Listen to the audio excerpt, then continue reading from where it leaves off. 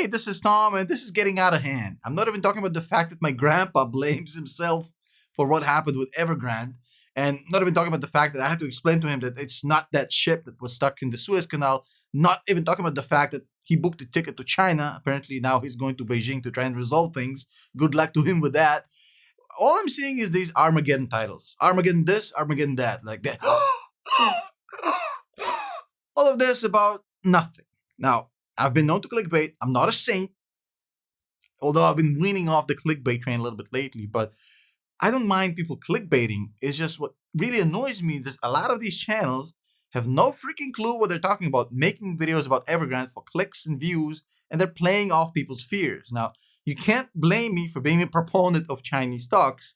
So believe me when I tell you that this is real fun. And, coming from me, it carries a lot of weight. So let me explain. The main question that I want to answer today, and you'll get the answer in advance before my detailed analysis, is this the next Lehman Brothers event? Now, Lehman Brothers, you can go Google it. In 2008, it's an investment bank. It fell under and pretty much almost took the entire US economy with it. And a lot of people are now basically parroting each other on the internet, basically saying, well, this is the next Lehman Brothers. It's about to collapse the US economy, blah, blah, blah, blah, blah. Which is complete nonsense, which is the bottom line of this video. And if that's the only thing you needed, no, this is not the next Lehman Brothers event.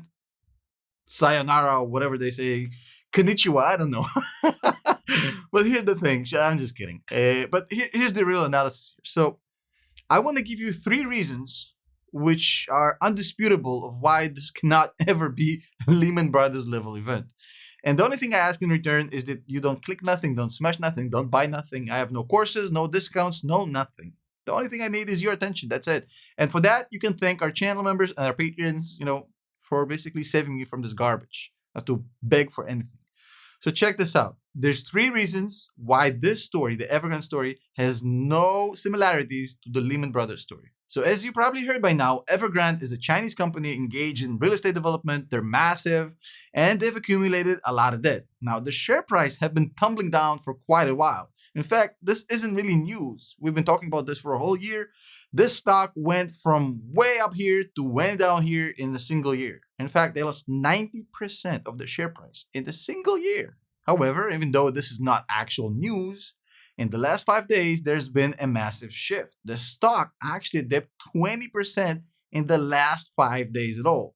Well, here's what happened. This company actually sits on about 7% of the entire Chinese property sector debt. 7% of the entire Chinese property debt is with Evergrande. Now, if you think 7% is not high, this is freaking China, mother lover. It's a lot of money. Now, they've accumulated over 300 billion of debt, and they have coupons coming up, in the next few days. And people are basically trying to figure out if they're going to make the payments or they're going to default, because this is going to have a massive impact on this company, as well as suppliers, employees, and other companies, obviously. And these concerns are actually what caused the massive spiral down of the entire US market, with the exception of a few stocks. Shout out to Lucid. Yes, but with the exception of a few stocks, the stock market went ballistic, and this is exactly the reason why. However, you can see right now that the market is slowly starting to recover from the panic attack they had a few days ago. And the reason being is that this whole narrative of the contagion Lehman Brothers event is a complete nonsense. And all I need is about 2 minutes to prove to you why it is. And here's where things stand right now. So the company actually announced that they will be making the upcoming payment, I think it is today, but this is the payment that's denominated in local currency. So they have to deal with local banks. It's still not really clear if they're going to shaft or not shaft Western and US banks with the other debt they have. But let's see. Even if the Chinese government and this company actually decide to completely shaft the US companies and the Western companies that actually have money with them, this is still not a Lehman Brothers type of event. So the first thing you need to understand, and the first reason why it isn't, is because they have completely different underlying assets. Correlation -1. Lehman Brothers were engaged in basically derivatives, financial derivatives, while this company is basically holds real estate. So here's the thing. When you're dealing with mortgage-backed securities, which is exactly what Lehman Brothers held, this is the sort of thing that spreads like cancer. This is basically every nook and cranny. When you pull one thread, the whole piece of cloth actually falls apart, because derivatives tend to do it. And it's not really structured like real estate. Once you pull the thread, everything collapses. You've seen how the stock market reacts just 2 days ago. On the other hand, we have Evergrande that actually holds physical real estate. Now, granted, the Chinese market isn't deep shit. I mean, the Chinese real estate market, but it still has value and a significant amount of value. And that means one thing, that this is a completely Chinese story. It has to do strictly with real estate in China. Obviously, employers are going to get hurt, employees are going to get hurt, other Chinese companies, suppliers, but there's nothing here creating a correlation, a connection to any systemic failures in the West. Obviously, there's lenders that lend the money, and individually, those lenders, those banks will feel the pain. And that is why this is a purely Chinese thing. Because it's real estate, it only hurts the people that are close to it, meaning the employees, the employers, subcontractors, other companies that did business with them, maybe even lenders, maybe even Western lenders that actually gave them money. But there's nothing here systemic that completely pulls a thread through the entire US stock market and industry that's going to get pulled here. It's a purely Chinese matter. And I do anticipate the Chinese market to go through turmoil, especially the real estate market. But it will have minimal effect, if anything, on the US market. Actually, I made a video, I'm going to put the link right here, claiming how this actually benefits the US stock market by flowing money from China to the US, but it's a whole different discussion. The main thing you need to remember here is that Lehman Brothers had derivatives that basically were like a piece of Jenga. When you pulled it, the whole thing collapsed. This is a completely different situation. We're talking about Chinese real estate. It's completely insulated. Imagine a quarantine, and there's no way to break out of this quarantine. This is exactly what's going on here. Now, what's going to happen next year? So, Evergrande currently holds land. Now, Lehman Brothers, as I just told you, held derivatives. Now, here's the problem that Lehman Brothers had that Evergrande doesn't have. Now, real estate is not as murky as financial assets. Now, financial assets can be really appreciated, can be really depreciated. It's a lot like a manic depressive kind of incident. You never know what you're going to get. With real estate, it's not as murky. The valuation of the real estate is quite clear. It may not be amazing right now in China, but everybody knows the value of that real estate. With a derivative financial instrument, it can be something and that can be something. A Tesla stock, for example, is a good example. That a financial instrument is not as clear as physical real estate. That is why I see a lot of people going into real estate during inflation, for example, and you see it as well. That's because of that reason. The valuation is very clear and very solid. For Lehman Brothers, they never had the shot to get out of it. Their derivative structure collapsed like a house of cards.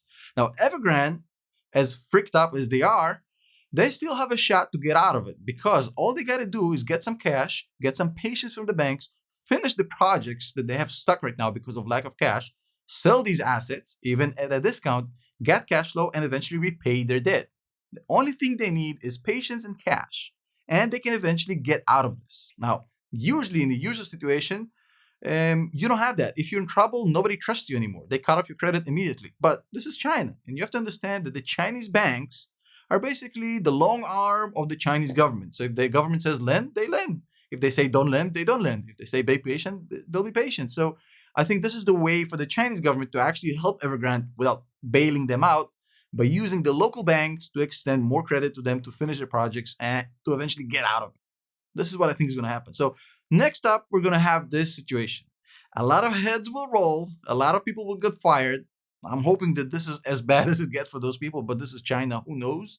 But what actually will happen next is they'll get the cash from the local banks, or at least some sort of a leeway or a grace, and they'll be allowed to finish these projects so they can get cash flow, so they can eventually repay it. But the Chinese government is not going to leave this company as is, because as is, it poses a massive risk. It's too big to fail. This is exactly why they're about to get bailed out indirectly. So the Chinese government will actually weaken this company by breaking it apart, I think, into a few pieces. 1, 2, 3, 4, 5, 6, 7 pieces. Every department is going to be a standalone company. And that way you create basically a weaker structure that doesn't have the synergies, that doesn't have the networking, and essentially we'll never get to this situation of too big to fail. And with that being said, whenever you see a video on YouTube basically about the Armageddon that's coming with this whole contagion event, you have to understand this is done purely for clicks. Nothing in it actually makes sense. If those people had any understanding of financial principles and how these things work, they would have never said it. But hey, everything is fair in war and clicks, I guess. Well, not for me. I'm here to bring you the truth behind the scenes, even if it gets me less clicks. I mean, it is what it is. A huge shout out to channel members, patrons. I'll see you from Beijing because I think I have a flight to catch with my grandpa. I'll see you tomorrow. Да, положи чемодан, дед. Никакой Китай. С ума сошел.